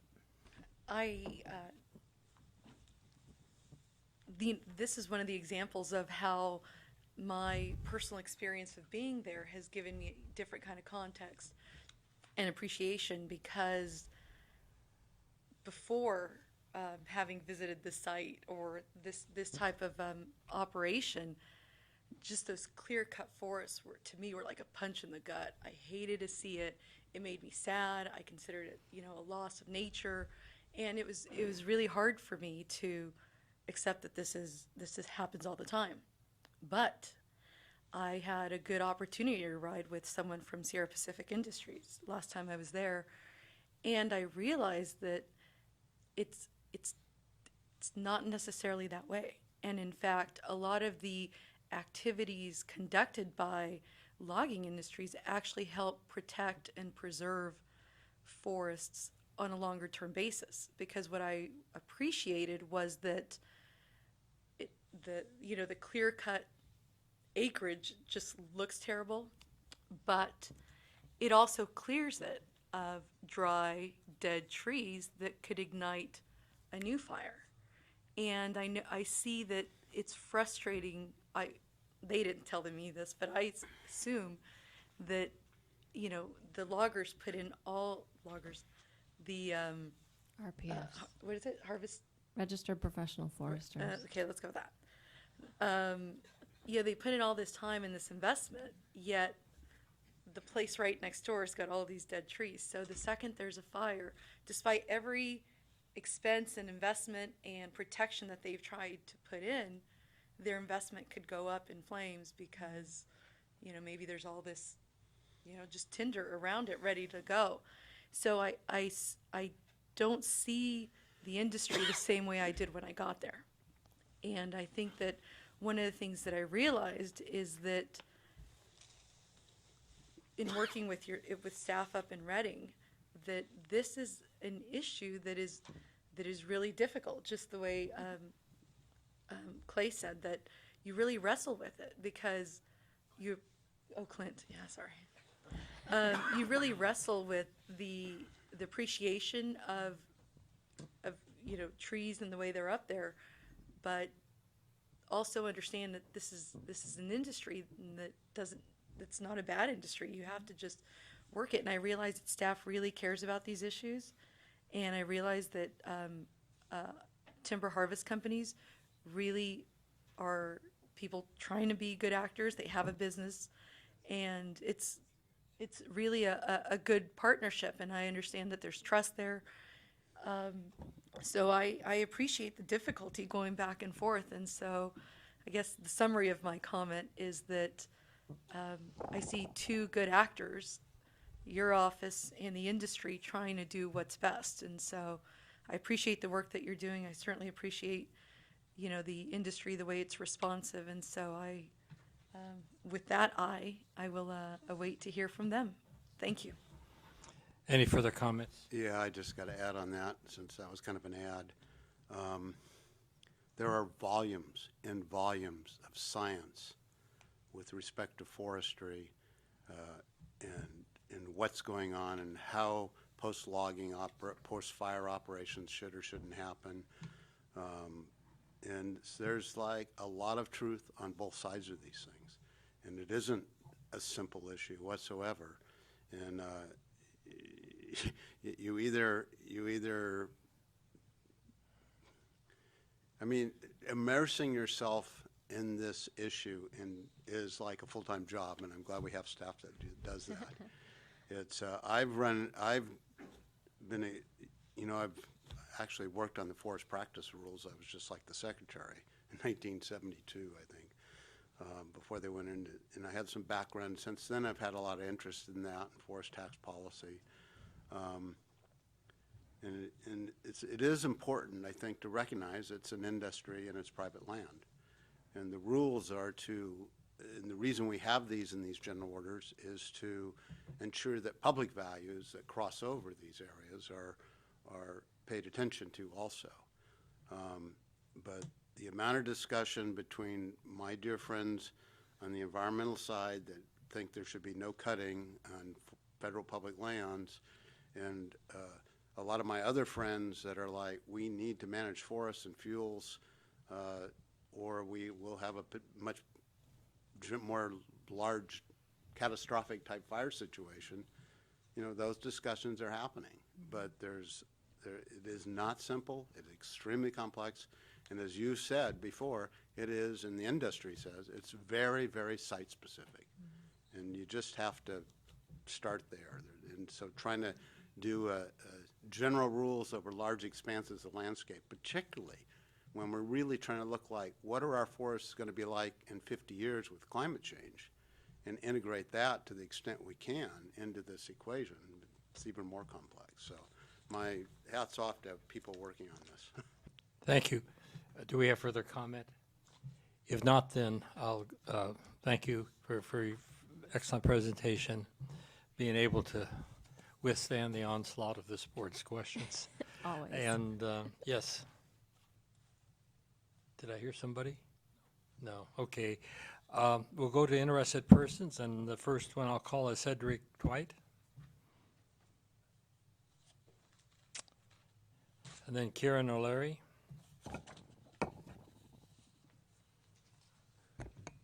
Good morning, members of the board. My name is Cedric Dwight. I work for Sierra Pacific Industries. My comments on the general order, firstly, that we find them acceptable. The general order is acceptable, mainly because of the outreach that staff undertook for several years. We were able to work through a lot of different of the issues that we're not seeing eye to eye on over that time frame. Things like leaving the Category 3A permit essentially the same as the waiver, which provides welcome regulatory consistency.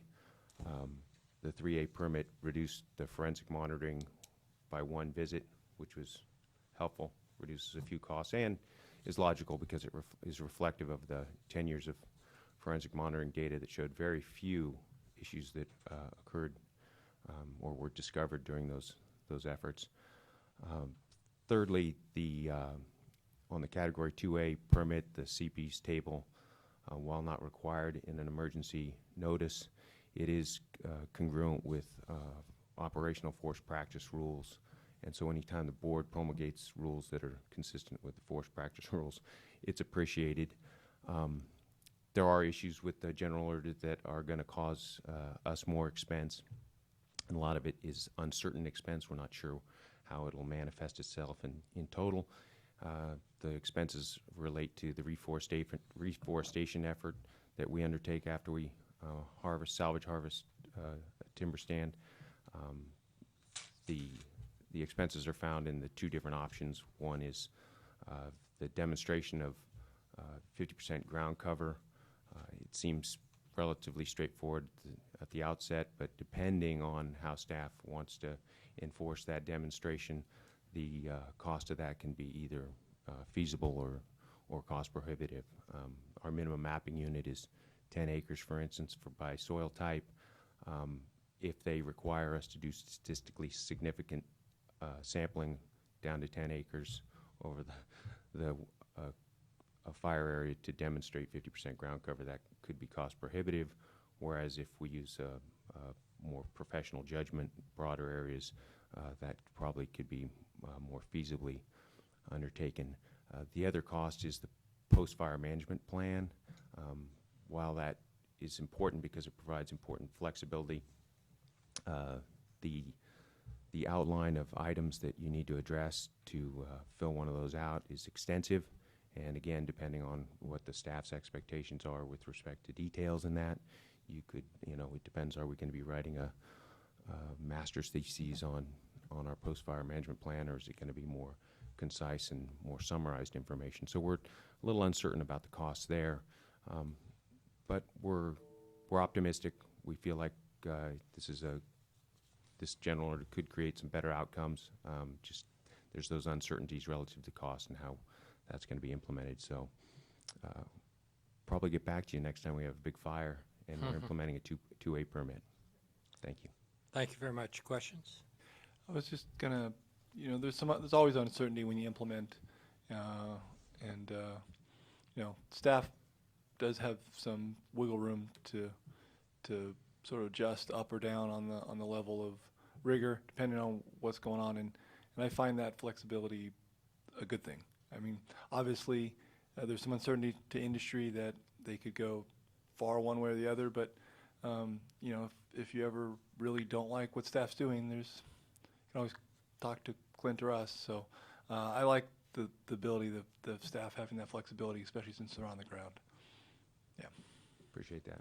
Yeah, my comment was going to be similar. Is going to say, you're right, that 50% ground cover, depending on how strict they're going to be, and does that have to be all along, or can it be in one area? I can see where that's problematic, and that's immediately what my mind went to. But knowing that the relationship that the industry and the staff have gives me a little bit of comfort. And I think that knowing the staff, that they will be reasonable in being able to negotiate those things with industry. I mean, we certainly, I think all our regulations have the potential to be enforced so strictly that they could just be nonsensical because they would shut everything down, and that's not our intent. So I think that staff understands that we want to work, and what we're looking for is responsible actors, and I think that they certainly have that in Sierra Pacific Industries, and I hope that the trust from your industry is also there with our staff. So thank you. Yeah, thank you for that. Any further comments? Thank you very much, sir. Testimony now from Karen O'Leary.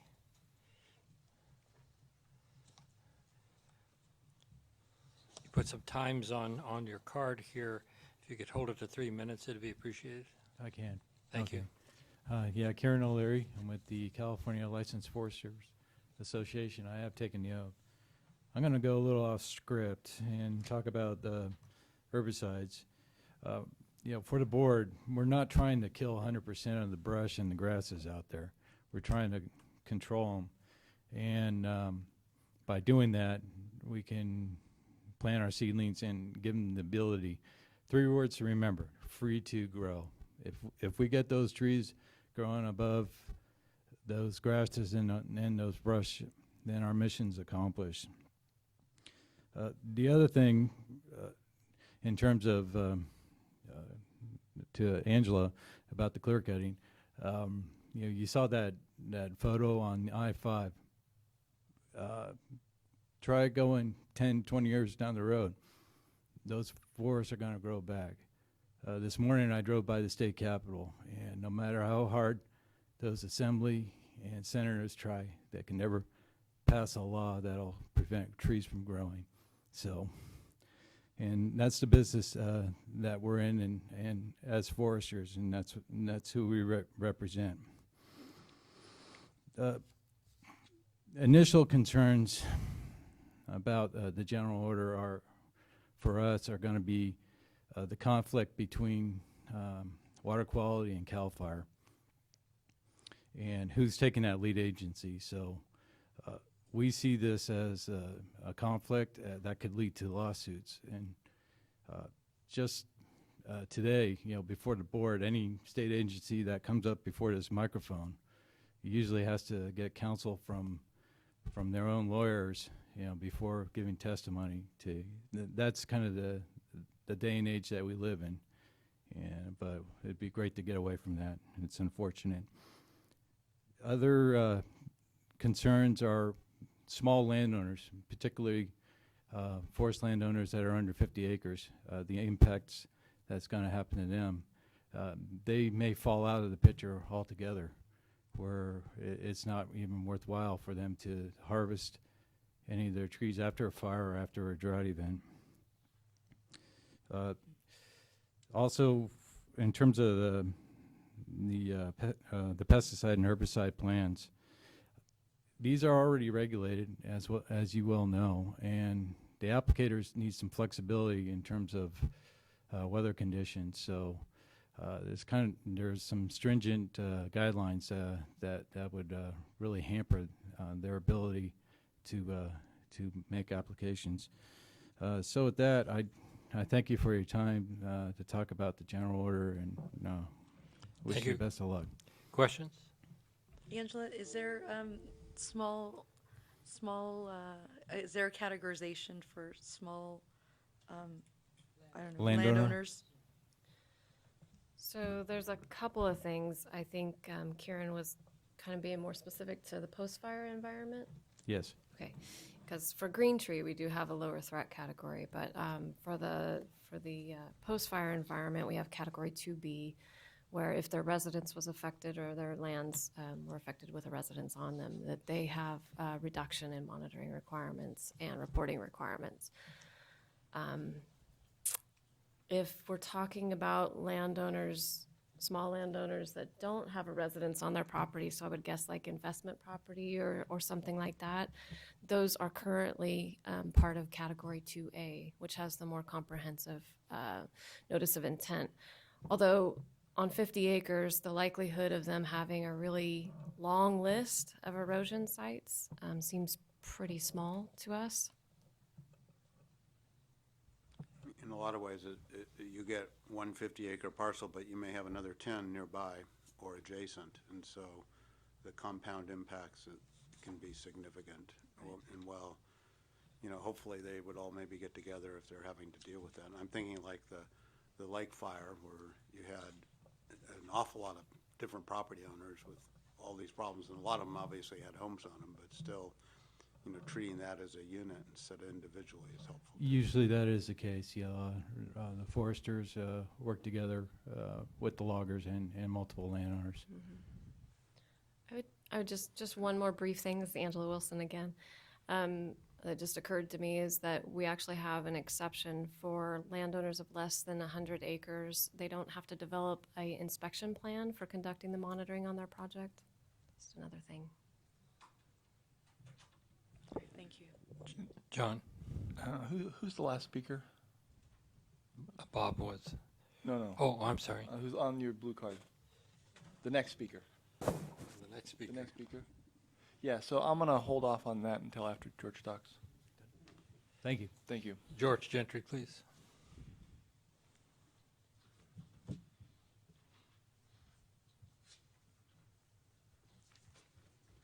YG Gentry, California Forestry Association. I have been sworn. And I'd like to open my remarks by saying and echoing the comments made here today. The staff, your staff, did an excellent job of outreach. Many workshops, they've been available to us, they've been available to answer our questions, and they've worked with us. So for that, you should be very proud, and I thank you for having such a great staff. Salvage logging comes about after a catastrophic event, and it's a tragedy. It's a tragedy for any forester. After you've spent all that time managing your lands to see it gone in an instant. It's not a pleasant thing, and I hope to God that at least these rains do one thing this year and at least tamp down that so that we don't need 2A.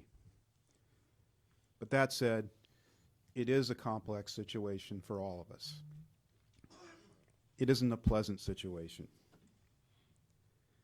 And the science on it still is somewhat mixed. So I appreciate the comment and the response to comment made by your staff talking about the unsettled nature of the science. Specifically, CAL FIRE made a comment that data is currently being collected at Boggs Mountain Demonstration State Forest that will provide more certainty regarding the water quality response from the post-fire salvage logging and associated cultural treatments. Your staff's response was, as new studies are conducted on the effects of post-fire salvage logging, the Central Valley Water Board will be continuously evaluating this new information and will modify conditions of the proposed general order as appropriate. I'm here to commit my help to your staff working forward as modifications are necessary, and more importantly, there is going to be uncertainty in implementation because this is a new process. Communication is key. We have seen it time and time again. Your staff has been very willing to communicate with us, and we want to commit the same level of communication back to them in terms of implementing and adjusting our general order as it moves forward. That's my remarks. Thank you very much, sir. The uncertainty is something we do deal with about everything we do, and the communication is, that you point out, the good communication is essential if we're going to effectively deal with that Absolutely, uncertainty. And I commend staff and I commend you for having that relationship where you can address uncertainty. Are there any questions? Yes, John? So I appreciate your letter. In fact, I appreciate the opening paragraph of your letter, which highlights that not only do you have your own responsibilities as a state agency, but you have you're an obligated party under this general order. I think that makes you unique.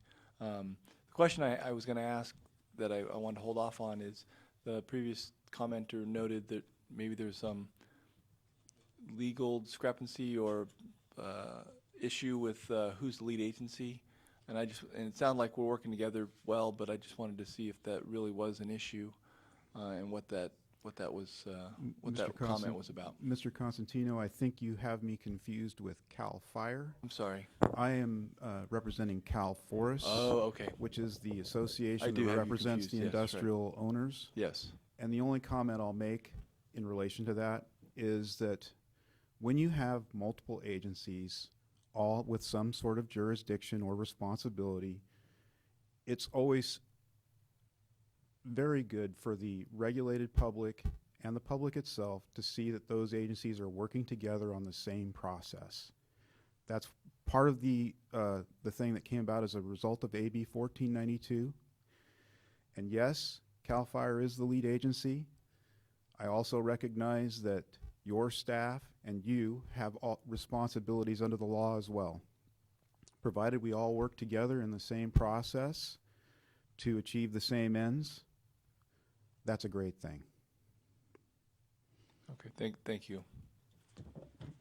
Andrew, did you have any other Any comments? further? Yes, Andrew, go ahead. I have nothing to add to that. Okay, great. Thank you. Any further questions or comments?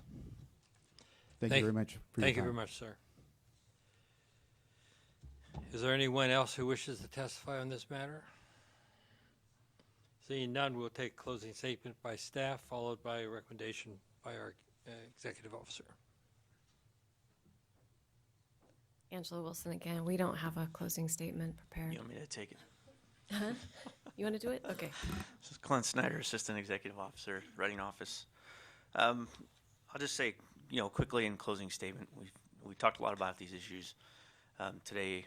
There's certainly an ongoing discussion, certainly a lot of ongoing studies that will continue to shape and inform our opinions about how best to manage potential impacts to water quality as a result of forest activities.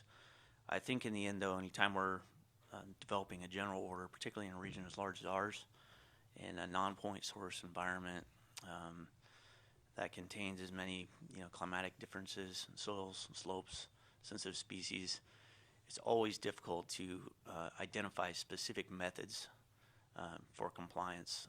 I think what we've tried to do here is provide enough rigidity within the permit that we know we're going to get compliance and results, while still affording us an opportunity to customize should that be necessary.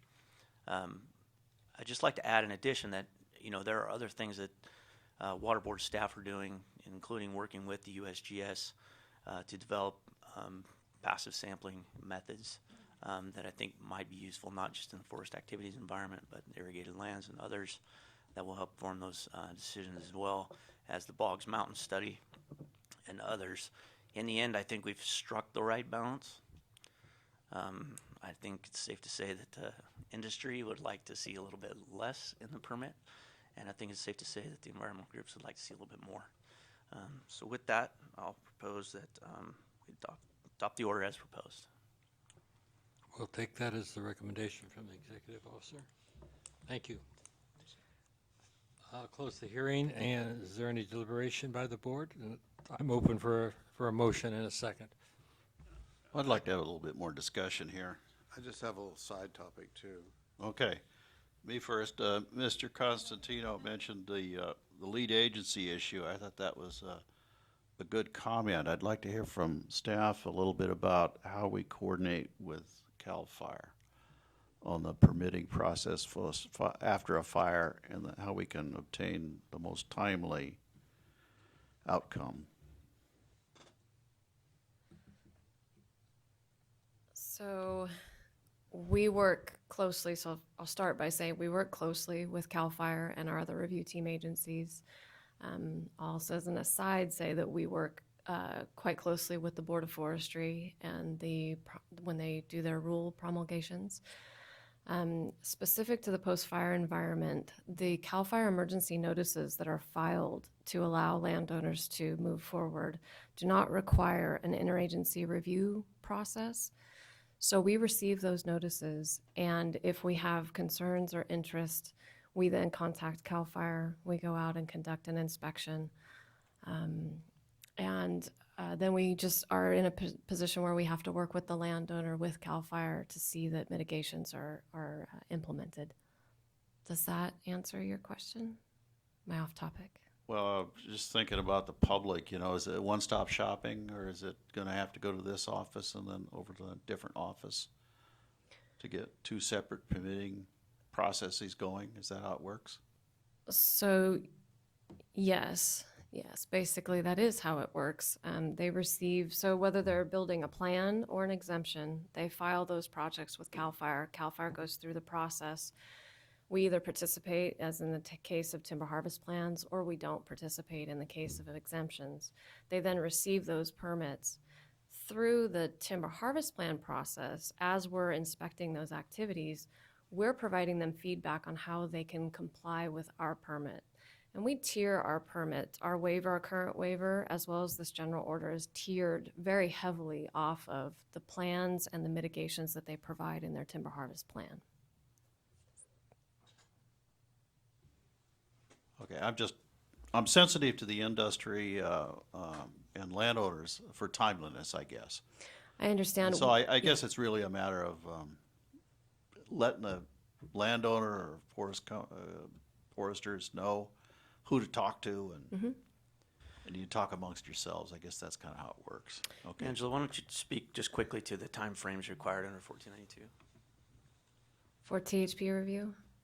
So for timber harvest plans that go through the forest practice rules process, the review team process, there are a number of mandated timeframes. So once a plan is filed, the review team has 10 days to go out and conduct a pre-harvest inspection. We have roughly 20 days after that to finalize reports, and that's while it's going through the public review process. And then we have to finalize those projects, or CAL FIRE has to finalize those projects. Is that getting to it? Yeah, I just want to really point out that while there are multiple agencies involved, really the point behind AB 1492 was to try to streamline the process as much as feasible, given the constraints of each organization. I think we're still working on that streamlining process, but it works fairly well, and there's a number of timber industry representatives in the audience that could speak to that more, but I hope that answers your question. It's not a one-stop shop. We're not confined to the Permit Streamlining Act, but nonetheless. I'm just sorry. want to do good public service, you know. We want good stewardship of resources, but we also want to not slow things down for timely things to happen. Right. Any further questions or comments by board members? You know, we talked a little bit about NEPA process on federal lands and the CEQA process, the California environmental compliance on private lands. And working on federal lands, one of the challenges is, in order to use, like through Good Neighbor funding or from state funds or working together with other agencies and the state agencies, while they do NEPA environmental compliance, state money needs a CEQA environmental compliance. And I think, you know, we're trying to get the Forest Service, and what it is it's a little stronger in a few areas, so it tiers on the NEPA, but what it really does is it gives you enforceable mitigation measures, and it requires a cumulative impact assessment. So, and like on Firescape Mendocino, we're trying to find ways up front that the Forest Service can do that, so that there are options, or they have more options in terms of looking for funding. And I just am saying all this to compliment Sean Waddell and our staff in the Reading office with Angela's division, who's really tried to help in that location to try and find ways that, you know, who would be the lead agency and how would you do a CEQA compliance with this. So I just want to say thank you to that side issue with respect to this work. Thank you for those comments, Bob. Are you prepared to make a motion? I don't think I want to do that. I'd like to make a motion to approve the waste discharge, the WDR general order for discharge related to timberland harvest management as proposed with the late revision? No. As proposed. I'll second that. Carmen moved. Raji seconded. I'm sorry, point of order. There were some late revisions. Including the late revisions? Okay. Including the late revisions, thanks. Okay, just want to make sure. And the second. Second that. Thank you. And thank you for clarifying. Can I make a comment before we? Sure, go ahead and make your comment. I just wanted to acknowledge the work of the staff, and I heard in the course of the discussion of the industry didn't get all they wanted, and the EJ groups wanted more. But in the midst of all of that, I think there's a balance, which is what our staff tries to do. And I just want to commend you for the work. It is trying. I was out there at the Bagley tour last year, so the discussion that we've had today, it was something I was able to understand and follow because we had the exposure to it. But it takes a lot of work to get to this point. Everybody is not happy, but I think the overall goal, again, is to address the issue of water quality. And I think you laid out a great program, and I'm commending staff and the partnerships that you have. And you continue to try to move forward and not just work in a vacuum, but work with the public and with the industry. And that's what we're here to do. So we appreciate all the work that you do. Thank you very much. Call the roll, please. Ms. Ramirez? Yes. Ms. Brar? Yes. Mr. Costantino? Mr. Schneider? Dr. Markham? Aye. Ms. Kadara? Dr. Longley? Aye. Motion carries. Thank you very much. It's now 11:05. I'm going to say 11:10 for the break, maybe a minute or two after that.